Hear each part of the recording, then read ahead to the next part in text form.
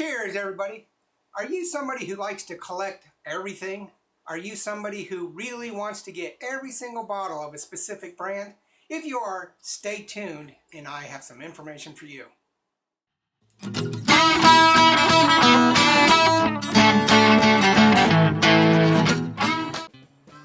right, cheers, everybody. I'm so glad you're here. It is very exciting to be alive. It is fall time. I was going to say spring. It's fall time. The weather is finally here. It's a little hot today, but I am so glad that this heated summer is finally coming to an end. We're about ready to get some rain, which is very nice, and hopefully you are experiencing some great weather as well. And I hope that you have something good to drink. Always something nice to end the day with. I'm super excited because I want to do a little episode here on collections. I myself have an enormous collection of liquor in my house, more so than most people. There's about 1,200 bottles sitting here. Most of it's whiskey. And I started off wanting to collect all these small craft distilleries, different one-offs. And so we got tons of just single expressions from different distilleries from all over the world. And that was exciting, but then I fell into a trap, which some people have the same problem I do. And that's where you get stuck on a specific distillery. And there are several distilleries that I am stuck on. Balcones is one. I probably have about 20 bottles of Balcones. Old Forester, I have nearly the entire lineup. I think I'm missing like 3 expressions. I even have the birthday bourbon. Lefroy and Ardbeg, I'm working on getting almost everything that's available. I've missed out on that. There's so much stuff out there. But it's very hard not to try to collect all these expressions. And one of the first times I fell into this trap, and I call it a trap because there's no end in sight. The first time I fell into this trap is we went to the Jack Daniel's distillery, my wife and I did, quite a few years ago, and I started picking up stuff off the shelf because, you know, we did the tour. I liked Jack Daniel's. I grew up with Jack Daniel's.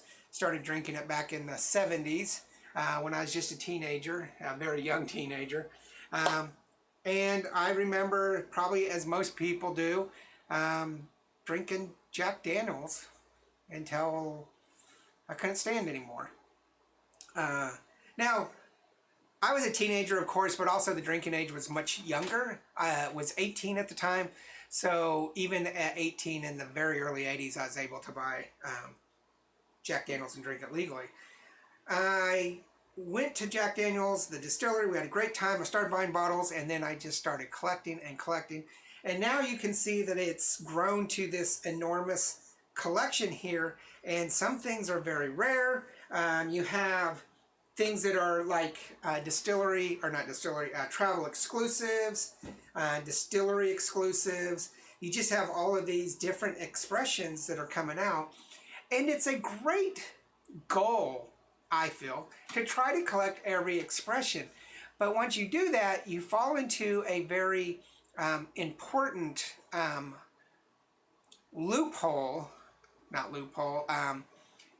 conundrum, that's a better word, a very important conundrum that you probably hadn't anticipated. And that is 2 very important things. One, you will never collect them all. You're looking at this table and you're seeing all the cool things I have, but you're going to notice that I don't have the Jack Daniel's 10, the Jack Daniel's 12. I can't find them. When I do find them, they are god-awful, ridiculous price, and I refuse to pay. So I can't get those. There are some things up here that I don't want to drink anymore because I will never have that opportunity to finish it. Now, you know, if you've been watching this channel long enough, I don't flip.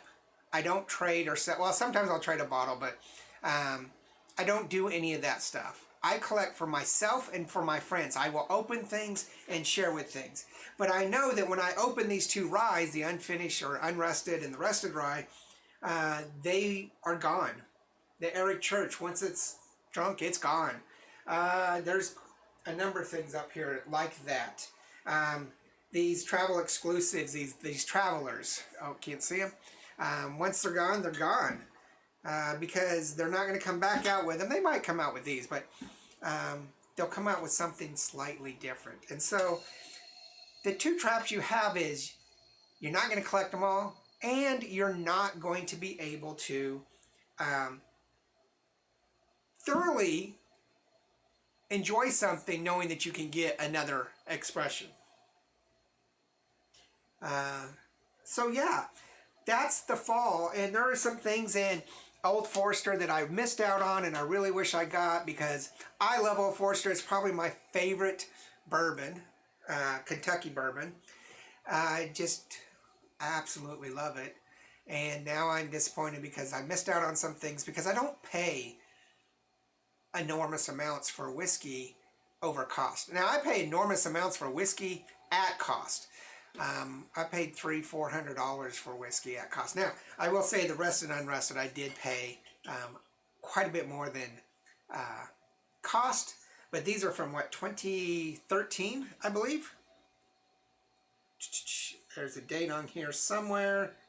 I believe it was 2013, and they don't come out with these anymore.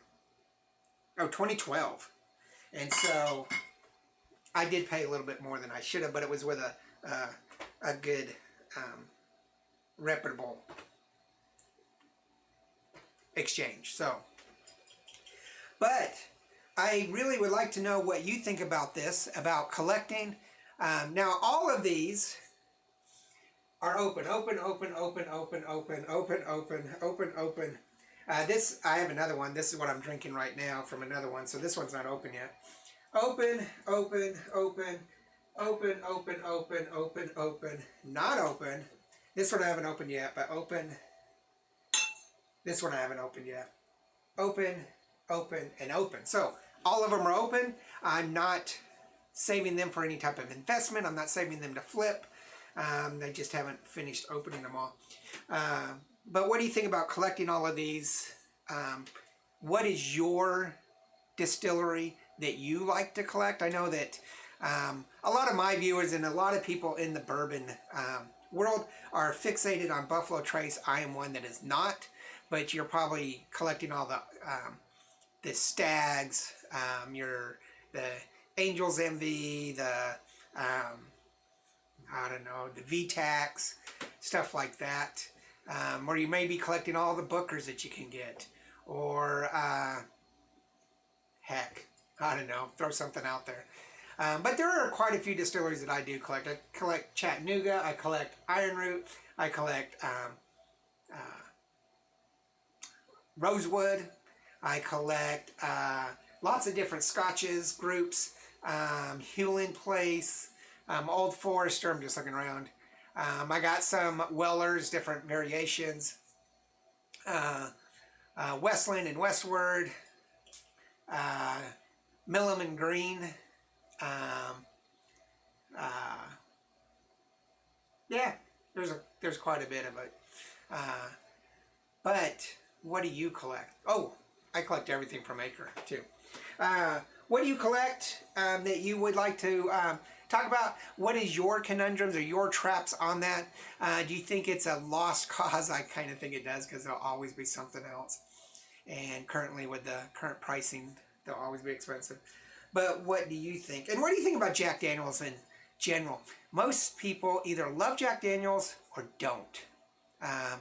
Now, Cody hated Jack Daniels, didn't like any of it, but he has learned that it's basically just Old Number 7 he doesn't like. He likes more of these other expressions getting up there. But tell us what you think about Jack Daniels in general. Do you have a collection? What's it look like? Is there some hard to find you got? What is your availability for those hard to finds that Jack 10 and Jack 12? What do you think about those? But go ahead and leave those in the comment. Make sure you do hit that like and subscribe, and tell us about your collection that you are working on, and tell me what I'm missing here besides the 10 and 12. Probably missing some good stuff. So tell us what you think. Make sure you hit that like and subscribe. It means so much to us. Check out Instagram, Facebook, Threads, X, TikTok, all of that stuff. I'm thinking about getting rid of all of it, but all of that stuff. And I hope you have a great Tuesday. Cheers.